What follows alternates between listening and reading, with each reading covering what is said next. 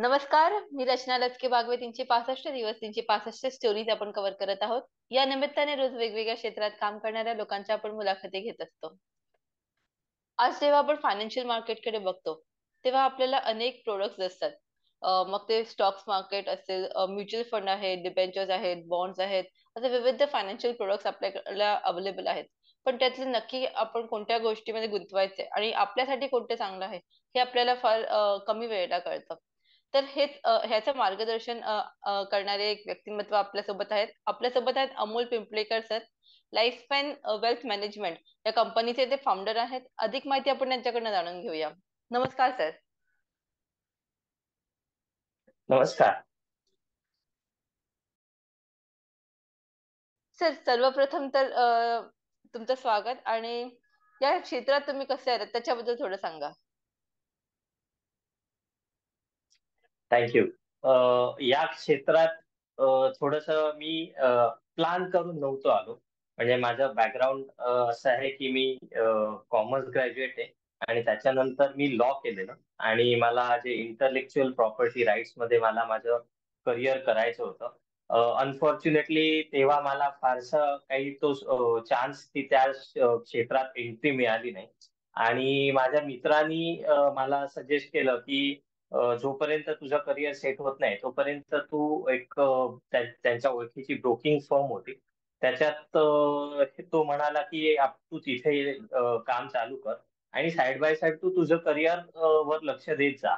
अशा तऱ्हेने माझा 2000 साली या क्षेत्रात प्रवेश झाला. सर, आज विविध टर्म्स आहेत, जसं पोर्टफोलिओ मॅनेजमेंट आहे, फायनान्शियल प्लॅनिंग आहे. असे विविध फायनान्शियल टर्म्स आपल्याला ऐकायला येतात. पण त्यांचे नक्की अर्थ काय असतात ते आपल्याला माहिती नसतं. तर what is the main difference between financial planning आणि पोर्टफोलिओ मॅनेजमेंट? फायनान्शियल प्लॅनिंग ही तसे बघायला गेलं तर खूप मोठी टर्म आहे, पण अगदी सोप्या भाषेत सांगायचं झालं तर फायनान्शियल प्लॅनिंग म्हणजे प्रत्येक माणसाच्या आयुष्यात त्याला प्रत्येक वळणावर प्रत्येक आयुष्याच्या टप्प्यावर पैसे लागतात आणि त्याचं नियोजन करणं म्हणजे फायनान्शियल प्लॅनिंग. सो थोडक्यात काय की आपल्या आयुष्यात प्रत्येकाचे वेगवेगळे गोल्स असतात, ड्रीम्स असतात, वॉन्ट्स असतात आणि माणसाप्रमाणे ते त्याचे स्वप्न बदलतात. सो त्याचं नियोजन करणं की मला 2 वर्षांनी एका पर्टिक्युलर गोलसाठी पैसे हवेत, तर त्याचं नियोजन कसं करायचं. 5 वर्ष आहेत, 7 वर्ष आहेत किंवा 15 वर्ष आहेत, पिरियड कसाही असू शकतो, पण त्याप्रमाणे त्याचं नियोजन कसं करायचं याला फायनान्शियल प्लॅनिंग म्हणतात. तुम्ही दुसरं विचारलेलं की पोर्टफोलिओ मॅनेजमेंट आणि फायनान्शियल प्लॅनिंग मध्ये काय डिफरन्स आहे. तर पोर्टफोलिओ मॅनेजमेंट ही पुढची स्टेप झाली. फायनान्शियल प्लॅनिंग हे बेसिक आहे. फायनान्शियल प्लॅनिंग करून जेव्हा आपल्याला कळतं की मला कशा प्रकारची गुंतवणूक करायची आहे, ती गुंतवणूक झाल्यावर जो पोर्टफोलिओ तयार होतो मग त्याच्यात एफडी पासून ते इक्विटी स्टॉक्स पर्यंत सगळ्या गोष्टी येतात आणि त्याचं मॅनेजमेंट करणं म्हणजे कुठली असेट क्लास आपण जर का कमी केला किंवा कुठला असेट क्लास आपण आपल्या पोर्टफोलिओमध्ये ऍड केला तर त्याचं परिणाम आपल्या पोर्टफोलिओवर कसा होईल त्याप्रमाणे तो पोर्टफोलिओ मॅनेजमेंट होते. सो हा बेसिक डिफरन्स. तर म्हटलं जातं की प्रत्येक वेळेला जेव्हा आपण इन्व्हेस्टमेंट करतो तेव्हा ते गोल बेस्ड इन्व्हेस्टमेंट असायला हवेत. फॉर एक्झाम्पल, मुलांचं शिक्षण किंवा मुलांचं लग्न किंवा आपली रिटायरमेंट. तर हे कितपत खरं आहे? हे पूर्ण 100% खरं आहे. कारण होतं काय की आजच्या तारखेला पण लोक इन्व्हेस्टमेंट करताना पहिला प्रश्न विचारतात की याच्यात मला रिटर्न किती मिळणार. म्हणजे लोकांना स्वतःचे गोल्स पूर्ण करण्यात इंटरेस्ट नसून त्यांना रिटर्न्स मध्ये इंटरेस्ट आहे. त्यामुळे बहुतांशी केसेसमध्ये असं होतं की गोल्स बाजूला राहतात, ती इन्व्हेस्टमेंटवर शॉर्ट टर्म रिटर्न्स मिळतात आणि तो गोल पेंडिंग राहतो. त्यामुळे आयुष्यात जे गोल्स अचीव्ह करायचे आपल्याला त्याच्यासाठी रिटर्न्स हे जास्ती महत्वाचे नसतात, तर आपण त्या गोल्ससाठी लागणारी इन्व्हेस्टमेंट म्हणजे त्याचा पिरियड किती वेळ ती ठेवायची इन्व्हेस्टमेंट हे जेव्हा कळतं तर त्याच्यासाठी म्हणून गोल बेस्ड प्लॅनिंग खूप महत्वाचं आहे. असे काही उदाहरणं आपल्याला देऊ शकता का, की अशी-अशी इन्व्हेस्टमेंट केली तर आपल्याला हे गोल्स आपण अचीव्ह करू शकतो. असे काही तुमचे क्लायंटचे एक्झाम्पल्स तुम्ही आमच्यासोबत शेअर करू शकाल? नक्कीच. माझा एक क्लायंट आहे, की ज्याच्या मुलाला म्हणजे त्याने 10वी नंतरच सांगितलेलं, की मला पुढच्या शिक्षणासाठी एम-एसमध्ये आणि त्याच्या पी-एच-डी करण्यासाठी फॉरेनला, यूएसला जायचंय. आणि त्याच्यासाठी त्या क्लायंटनी सुरुवात केली इन्व्हेस्टमेंटला, की त्याने सांगितलेलं, की आजच्या तारखेला तिथे जायचा म्हणजे राहण्याचा, एज्युकेशनचा सगळा खर्च मिळून साधारण 70 ते 80 लाख रुपये येतो आणि हा त्याला पुढच्या 6 वर्षात उभा करायचा होता. सो 6 वर्षाचा पिरियड होता आणि त्याच्यासाठी जे इन्फ्लेशन लागतं आपल्याला, तर ते नॉर्मल लाईफमध्ये म्हणजे प्रत्येक गोष्ट दर वर्षाला त्याची किंमत थोडी-थोडी वाढत असते. म्हणजे आर आपल्याला दर 2 महिन्यांनी पेपरमध्ये येतं, न्यूज चॅनलमध्ये येतं, की त्यांच्या पॉलिसीमध्ये इन्फ्लेशन रेट डिक्लेअर करतात, ज्याला आपण महागाई दर म्हणतो. सो तो प्रत्येक क्षेत्रात लागतो. म्हणजे नॉर्मल आपलं जीवन असून दे, एज्युकेशन असून दे, सगळ्या क्षेत्रांमध्ये तो लागतो. सो एज्युकेशनमध्ये थोडासा जास्ती लागतो कारण एज्युकेशन कॉस्ट पटापट वाढत असते. म्हणजे आपण साधं एक्झाम्पल घेतलं, की मुलांच्या दरवर्षी शाळेची फी पण 10-10% वाढते. सो 10% जर का कॅल्क्युलेट केलं, तर त्याला त्यावेळी त्याची किंमत होती त्याच्यापेक्षा 10-10% वाढून त्याचा गोल बेस्ड अमाउंट येत होती 75 लाख रुपये. सो 75 लाख साठी रिव्हर्स कॅल्क्युलेशन करून जेव्हा त्याला कळलं, की मला 33,000 ची इनिशियल इन्व्हेस्टमेंट लागणार आहे दर महिना आणि जेणेकरून मी माझा गोल अचीव्ह करू शकतो. म्हणजे माझा मुलगा 6 वर्षांनी परदेशी शिकायला जाऊ शकतो हायर एज्युकेशनसाठी. सो अशा प्रकारे प्लॅनिंग केलं, तर मेन काय होतं, की गोल अचीव्ह होतो आणि जो पिरियड असतो इन्व्हेस्टमेंटचा, तो कंटिन्यू राहिल्यामुळे तो आपल्याला एक्सपेक्टेड जे अमाउंट असते म्हणजे 75 लाख रुपये ते इझिली काय आपल्याला परत मिळतात. म्हणजे डिसिप्लिन इन्व्हेस्टमेंटचा हा सगळ्यात मोठा फायदा आहे. म्हणून गोल बेस्ड इन्व्हेस्टमेंट करावी. सर त्याचसोबत आज फायनान्शियल मार्केटमध्ये बॉन्ड्स, डिबेंचर्स हे देखील आहेत. ते अधिक लोकांना माहिती नसतात. त्याच्याबद्दल जास्त अवेअरनेस नसते. तर त्याच्याबद्दल थोडं सांगा. नक्कीच. बॉन्ड्स किंवा डिबेंचर्स हे मार्केट खूप मोठं आहे आणि तुम्ही अगदी योग्यरित्या म्हणालात, की याच्याबद्दल लोकांना खरेच अवेअरनेस नाहीये. त्याचं प्रमुख कारण म्हणजे याची माहिती लोकांपर्यंत पोहोचलीच नाहीये. अ, खरं सांगायचं तर बॉन्ड्स हे सीनियर सिटीजन्स किंवा 50 आणि त्यांच्या पुढच्या जे लोक 50 वर्ष किंवा अधिक वयाची जी लोक आहेत, त्यांच्यासाठी बॉन्ड्स हा ऑप्शन खरं तर खूप चांगला आहे. त्याच्यातून म्हणजे बहुतांश लोक जे एफ-डी वर डिपेंड राहतात, त्याच्याऐवजी बॉन्ड हा एक चांगला उपाय आहे असं मी म्हणेन. बॉन्ड्समध्ये पण आपल्याला 6 महिने किंवा दर वर्षाकाठी फिक्स्ड रिटर्न्स मिळतात, ज्याला आपण बॉन्ड्समध्ये इंटरेस्ट म्हणतो किंवा ज्याला नेट यील्ड म्हणतो. ते साधारण बॉन्ड्सवर डिपेंड असतं. साधारण 7.5-8% पर्यंत जाऊ शकतं. काही-काही केसेसमध्ये जास्ती पण आहे. जिथे 9% पण आहे. 9% असा एक समज असतो, की जास्ती दिलं तर तो बॉन्ड रिस्की आहे. तर तसं काही नाहीये. बॉन्ड मार्केटमध्ये गव्हर्नमेंट बॉन्ड्स आहेत. Private companies like Tata, HDFC, Piramal यांच्यासारख्या नावाजलेल्या कंपन्यांचे बॉन्ड्स आहेत आणि जे खूप इझिली अवेलेबल असतात. म्हणजे सामान्य माणूस त्याच्यात गुंतवणूक करू शकतो, एवढ्या इझिली अवेलेबल असतात आणि पोर्टफोलिओमध्ये बॉन्ड्स हा असेट क्लास असणं, हे सध्याच्या तारखेला खूप चांगला ऑप्शन आहे, असं मला वाटतं.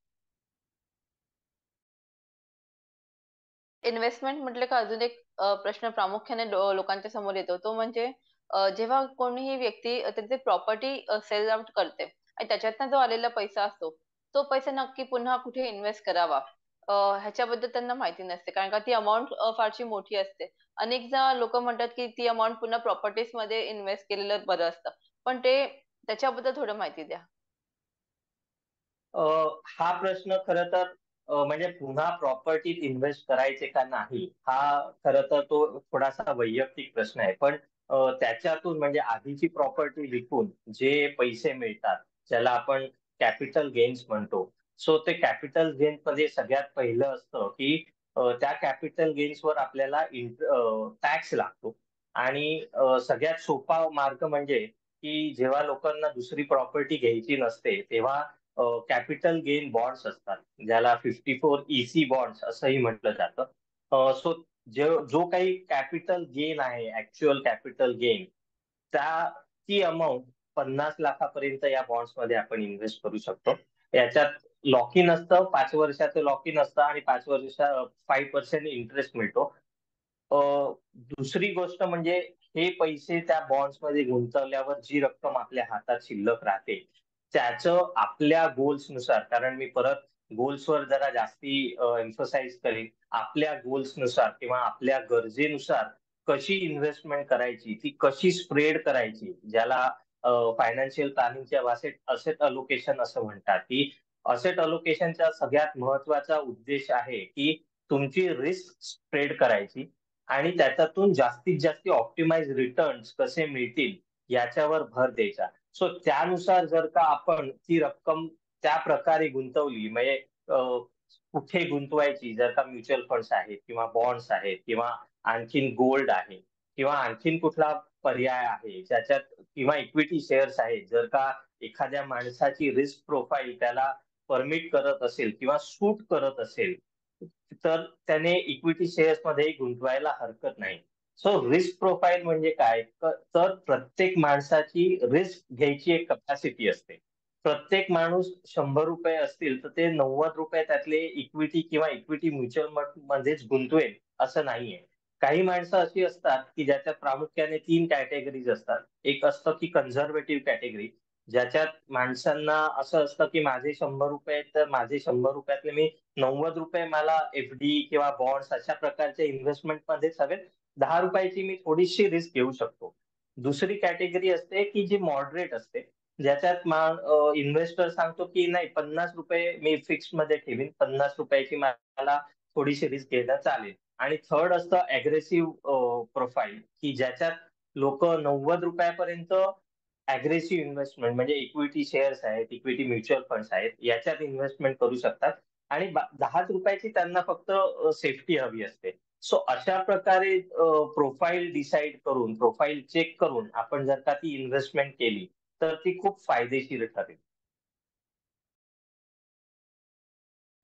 तर जेव्हा इन्व्हेस्टमेंटचा विषय येतो तेव्हा जे एम्प्लॉईज असतात किंवा ज्यांना एक फिक्स सॅलरी असते, त्यांचं गणित किंवा त्यांचं जर हे आहे की हां, हे एवढी अमाउंट ते इन्व्हेस्ट करू शकतात फिक्स दर महिन्याला. पण जेव्हा आपण उद्योजकांसोबत बोलत असतो इन्व्हेस्टमेंटबद्दल, तेव्हा त्यांचं फिक्स इन्कम नसतं. ते इन्कम नेहमी व्हेरी होत असतं. तर अशा वेळेस इन्व्हेस्टमेंट घ्यायचं ते टाळत असतात किंवा ते विचार करत असतात की मी दर महिन्याला एवढी अमाउंट भरीनच का? हे कन्फर्म नसतं. तर अशा वेळेस तुम्ही उद्योजकांना काय मार्गदर्शन कराल? उद्योजकांसाठी खूप ज्वलंत प्रश्न आहे हा, कारण बऱ्याचशा उद्योजकांना जेव्हा आम्ही भेटतो तेव्हा त्यांचं पहिलं म्हणणं असतं की आमची, तुम्ही म्हणालात अगदी योग्यरित्या म्हणालात, की आमची काही फिक्स्ड इन्कम नसते, सो आम्हाला असं काहीतरी गॅरंटेड आम्ही एवढ्या अमुक रुपयाची इन्व्हेस्टमेंट करू शकू त्याचा कॉन्फिडन्स नसतो. सो त्याच्यासाठी सगळ्यात सोपा उपाय असा आहे की समजा 2 वर्षाचं त्यांची इन्कम जर का आपण घेतली आणि त्याचा मंथली ऍव्हरेज आलं जर का समजा एक्झाम्पल 50,000 रुपये, तर ते 50,000 रुपये बेस अमाऊंट धरून त्याच्या प्रपोर्शन मध्ये आपण ती इन्व्हेस्टमेंट सजेस्ट करू शकतो. कारण उद्योजकांना हे टेन्शन नेहमीच असतं की मला कधी पण व्यवसायात पटकन पैसे लागले आणि किंवा मी त्याच्यातून काढू नाही शकलो तर काय करायचं. सो तुमच्या इन्कमचं एक ऍव्हरेज बॅलन्स जो असतो, तो बेस धरून आपण त्याच्या अनुरूप आपण इन्व्हेस्टमेंट त्यांना सजेस्ट करू शकतो. त्यासोबत फायनान्शियल प्लॅनिंग आणि पर्सनल फायनान्स बद्दल तुम्ही अनेक वर्कशॉप आणि सेमिनार्स घेतलेत. अनेक मोठमोठ्या कॉर्पोरेट्समध्ये तुम्ही लेक्चर्स दिले. तर त्याच्याबद्दल थोडं सांगा. सगळ्यात माझा हे कॉर्पोरेट्समध्ये फायनान्शियल सेशन्स घेण्यामागचा उद्देश होता की भारतात फायनान्शियल प्लॅनिंग किंवा फायनान्शियल मॅनेजमेंट ह्याच्याबद्दलचा अवेअरनेस खूप कमी आहे. जास्तीत जास्ती लोकांपर्यंत याचा लाभ लोकांना व्हावा म्हणून कॉर्पोरेट सेशन्स मी कंडक्ट केली, ज्याला मी नाव दिलेलं money management through financial planning. So orient pro solutions, Mahindra and Mahindra, Adani आणि बऱ्याच छोट्या कंपन्या ज्यांना आपण MSME म्हणू शकतो, अशा कंपन्यांमध्ये ही लेक्चर्स दिली. जेणेकरून लोकांना ज्यावेळी कळतं या सेशन्स मधून की फायनान्शियल प्लॅनिंग म्हणजे काय, की त्याचा उपयोग कसा करावा, किंवा ज्या टेक्निकल टर्म्स आहेत, असेट अलोकेशन आहे, रिस्क प्रोफाइलिंग आहे, किंवा फ्युचर व्हॅल्यू कशी काढावी, आपल्या आयुष्यातले काय गोल्स आहेत ज्याला आपण प्रायोरिटी द्यावी, या सगळ्या जेव्हा गोष्टी कळतात तेव्हा त्यांना अवेअरनेस वाढतो. दुसरी गोष्ट म्हणजे हे सेशन घेण्यामागचा उद्देश हा की आता नवीन नवीन मुलांना, नवीन नवीन प्रोफेशनल्सना खूप चांगल्या चांगल्या नोकऱ्या लागत आहेत. सो आयुष्यात जेवढ्या लवकर आपण इन्व्हेस्टमेंट आपल्या आयुष्याचा गोल्स अचीव्ह करण्यासाठी चालू करू, ती कशी फायदेशीर आहे. सो त्याचे सगळ्यात महत्वाचे दोन फायदे असे आहेत की एकतर तुम्ही जेवढ्या लवकर इन्व्हेस्टमेंट चालू करता तेव्हा तुम्हाला लागणारी इन्व्हेस्टमेंट अमाऊंट किंवा इन्व्हेस्टमेंट कॉन्ट्रीब्युशन हे खूप कमी असतं. आणि दुसरी गोष्ट म्हणजे ज्याला आपण कंपाऊंडेड अॅन्युअल ग्रोथ रेट म्हणतो, CAGR, ज्याला हल्ली म्हणजे अख्ख्या जगाने मान्य केलंय की हे जगातलं 8वं वंडर आहे, 8th wonder of the world is CAGR. So ते त्याचा बेनिफिट जेव्हा तुम्ही जास्तीत जास्ती वेळ त्या इन्व्हेस्टमेंट मध्ये राहता, ती इन्व्हेस्टमेंट तेवढी मुरते, जसं आपल्या मराठीत म्हणतो आपण की लोणचं मुरलं की त्याची चव जास्ती येते. त्याप्रमाणे जर का ती इन्व्हेस्टमेंट योग्य प्रमाणात मुरली तर त्याच्यातून आपल्याला येणारे रिटर्न्स किंवा परतावा जो काय असतो तो खूप चांगला असतो, आणि आपले गोल्स अचीव्ह करण्यासाठी सगळ्यात महत्वाचं म्हणजे तो फायदेशीर असतो. सो अशा काही गोष्टी आहेत की जेणेकरून लोकांपर्यंत या गोष्टी पोहोचाव्यात, म्हणून फायनान्शियल मनी मॅनेजमेंट थ्रू फायनान्शियल प्लॅनिंग हे सेशन्स मी कॉर्पोरेट मध्ये घेतले. सर, एक शेवटचा प्रश्न मी तुम्हाला विचारेन. नुकताच वर्षाची सुरुवात आहे. नववर्ष चालू झालेलं आहे. तर या नव्या वर्षात फायनान्शियल प्लॅनिंग आपण कसं करावं? पर्सनल फायनान्शियल प्लॅनिंग कसं करावं? त्याच्याबद्दल थोडं टिप्स द्या.